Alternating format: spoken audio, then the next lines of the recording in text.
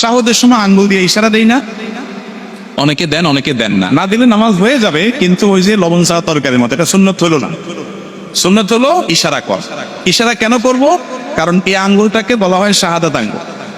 শাহাদাত মানে কি? সাক্ষ্য।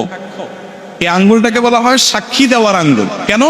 কারণ সাধারণত আদালতে, বিচারে, কোনো কিছুতে সাক্ষী দিতে হলে আঙ্গুলটা বলা হয় অমুক এটা করেছে, অমুক এটা করেছে, এটা দেখায় যে কোনো কিছুকে ফিক্স করা হয়। এই জন্য এটাকে সাক্ষী দেওয়ার আঙ্গুল বলা হয়। আমরা যখন কালিমায়ে শাহাদা পড়বো আত্তাহিয়াতুর মধ্যে, আশহাদু আল্লা ইলাহা ইল্লাল্লাহ ওয়া আশহাদু আন্না মুহাম্মাদুর রাসূলুল্লাহ, বা তাশাহুদ মানে কি? সাক্ষ্য দেওয়ার দোয়া বা সাক্ষ্য দেওয়ার বাক্য কালিমা। এটা পাঠের সময় আমরা আঙ্গুল তুলে সাক্ষ্য দেব। মুখে সাক্ষ্য দিচ্ছি, আবার আঙ্গুল তুলেও কি দিচ্ছি?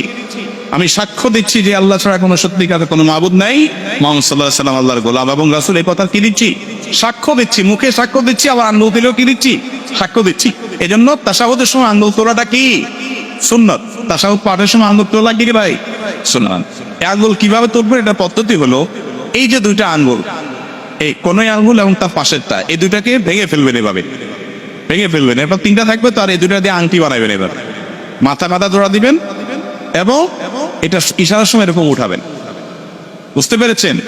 আবার আপনার তাশাহুদ পড়া শেষ বা বৈঠক শেষ, তখন আপনি কি করলেন? আবার এটাকে স্বাভাবিক করে ফেলবেন। কথা বুঝতে পারছেন?